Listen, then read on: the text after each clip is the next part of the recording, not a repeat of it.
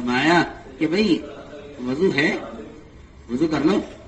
تو اس گھسیارے نے کہا ارے مولوی صاحب کوئی مسلمان بے وضو ہو سکتا ہے؟ یہ پوچھ کر بھی شرمندہ ہوا تو مسلمان بے وضو ہو سکتا ہے؟ مسلمان ہو بے وضو؟ مسلمان تو باوضو رہتا ہے. کیوں؟ اس لیے کہ کافر کی زندگی مستقل غفلت کی ہے اور مسلمان کی زندگی مستقل ذکر کی ہے. اور ذاکر باوضو رہتا ہے، ذاکر باوضو رہتا ہے. جنت میں نبی سے آگے، جنت میں نبی سے آگے وہ آدمی چل رہا ہے جو باوضو رہتے تھے. کیا بات ہے کہ تم جنت سے آگے آگے؟ کہ جی میرے اندر ایک بات یہ ہے کہ باوضو رہتے. باوضو رہنا مسلح رہنا ہے. جن لوگوں کو شیاطین وساوس پیدا کرتے ہیں دلوں میں، وہ لوگ ہیں جو بے وضو رہتے ہیں. اکثر جو لوگ باوضو رہتے ہیں وہ شیاطینی وساوس سے محفوظ رہتے ہیں. انہیں لوگ شکایت کرتے ہیں بڑے بڑے وسوسے آتے ہیں، وسوسے آتے ہیں، اس کا مطلب کہ بے وضو رہتے ہیں. جو ناپاک رہتے ہیں ان پر شیطان مسلط ہوتے ہیں، جو بے وضو رہتے ہیں ان کو شیطان وساوس ان کے دلوں میں پیدا کرتے ہیں.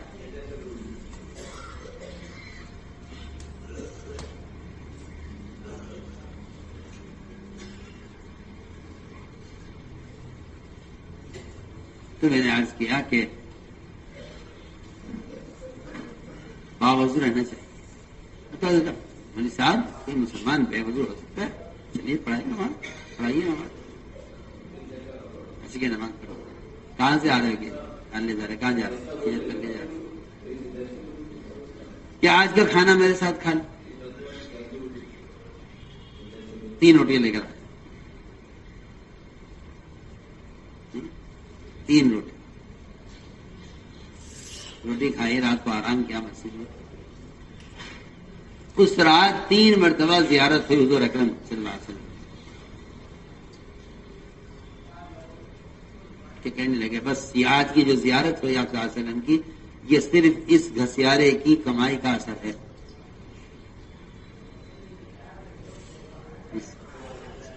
گھسیارے کی، ورنہ مجھے اتنی مسلسل ایک رات میں 3 مرتبہ زیارت، یہ اس کی کمائی کا. اتنا شوق ہو گیا کہ دل میں خیال پیدا ہوا کہ جس طرح بھی ہو ایک رات اور قیام کرنا چاہیے. اگلی رات لے کر آئے 2 روٹی، 2 روٹی کھائیں، 2 مرتبہ زیارت. تیسری رات آیا 1 روٹی لے کر، اس رات 1 مرتبہ زیارت. مزید قیام کا ارادہ کیا.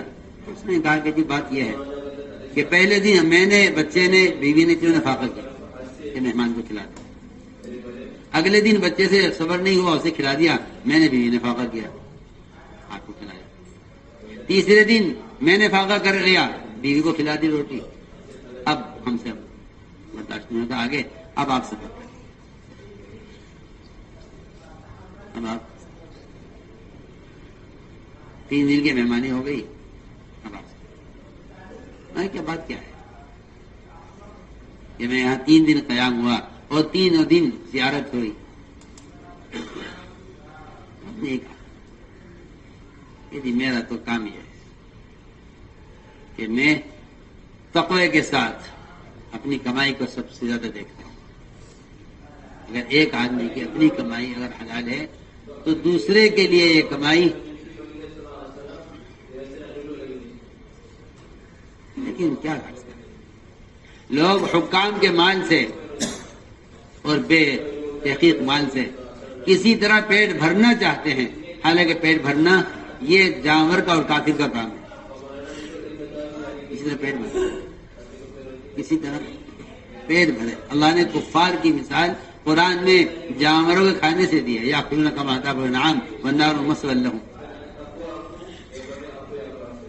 ان کا کھانا پینا جانوروں کی طرح ہے کہ انہیں اپنے برائے کی کوئی تمیز نہیں ہے، انہیں حلال حرام کی کوئی تمیز نہیں ہے.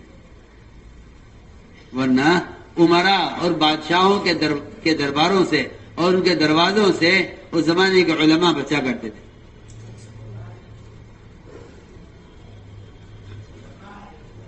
اللہ مجھے معاف فرمائے. اس زمانے میں کیونکہ لوگ یہ سمجھتے ہیں کہ دینی خدمات مال والوں کے مال کے بغیر پوری ہو نہیں سکتی.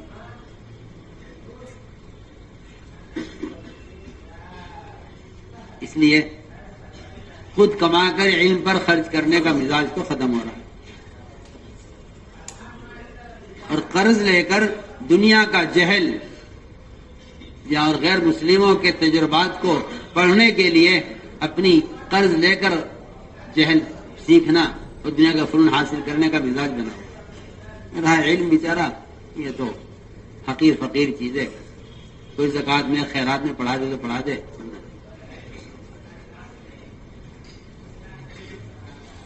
دنیا کا جہل پڑھنے کے لیے تو مقروض بھی ہو جائے گا. اور کوئی علم دین سیکھنا ہو بتا دو، خیراتی کوئی مدرسہ بتا دو تاکہ میں دین سیکھ لوں.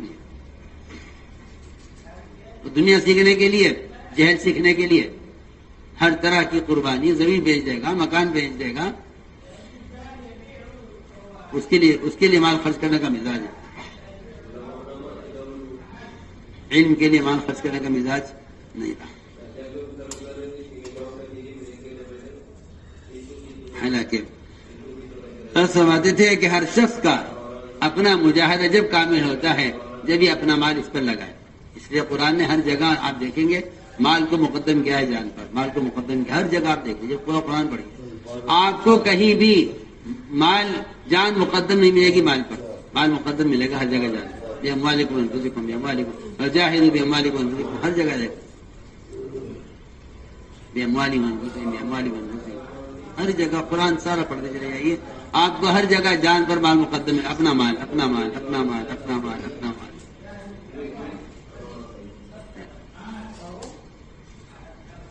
لیکن یہاں مال دوسرے کا ہے. اب کوئی تحقیق نہیں، کوئی تحقیق نہیں. ابوبکر رضی اللہ عنہ نے ایک لقمہ لیا بھوک کی شدت میں. لقمہ لیتے ہی سوال پیدا ہوا کہاں سے لائے ہو؟ جی میں کہانت پہلے زمانے میں کیا کرتا تھا. اس وقت کی مزدوری رکی ہوئی تھی. یہ ایک زمانہ گزر گیا تھا. حالانکہ ایک زمانے کے بعد وہ پیسہ ہاتھ آیا ہے جو توبہ کرنے، ایک گناہ سے توبہ کرنے سے پہلے کمایا تھا. سنیے تو صحیح، کسی تو ساری معاف ہو جاتی ہے نا. یہاں گناہ تو معاف ہو جاتے ہیں مگر توبہ کرنے سے مال پاک نہیں ہوتا. یہ ہے سب.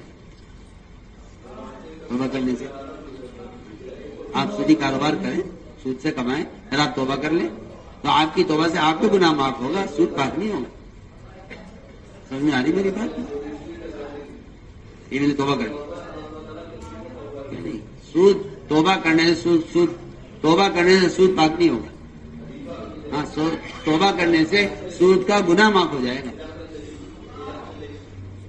آپ نے سود قرض سارے واپس کیے نہیں، واپس کرو. یہ نہیں کہ بھائی میں نے توبہ کر لی ہے، نہیں. توبہ سے سود کا گناہ معاف ہوا ہے. توبہ کرنے سے آپ مجھے بتائیے تو صحیح، ایک آدمی چوری کر لے، مال کسی کا چرا لے، پھر وہ توبہ کر لے چوری سے توبہ کر لے تو بتائیے جو مال چرایا ہوا ہے لوگوں کا وہ واپس کیے بغیر معاف ہو جائے گا؟ نہیں ہو سکتا کبھی بھی نہیں. لیکن چوری میں دو حق توڑے، اللہ کا حکم توڑا ہے اور مخلوق کا حق مارا ہے. مخلوق کا حق معاف نہیں ہوگا جب تک ادا نہیں کرو. ٹھیک ہے نا بات؟ جی ہاں، آپ نے چوری سے توبہ کی ہے، ٹھیک ہے، چوری سے آپ نے توبہ کی ہے، چوری کا گناہ معاف کر دیں گے اللہ تعالیٰ. لیکن جو حق آپ نے مارا ہوا ہے مسلمان کا، اس کا چوری کا مال اس کو واپس کرو.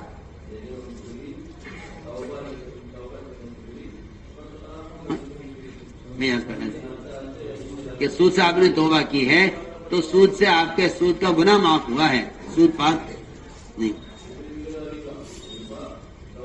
اگر کوئی چوری سے توبہ کر لے تو نہیں کہا جائے گا چلیے ہمیں توبہ کر لی ہے یہ مال آپ کا ہو گیا. کہ نہیں، یہ مال میرا ہو نہیں سکتا. دو کام کرنے پڑیں گے نا اس کو.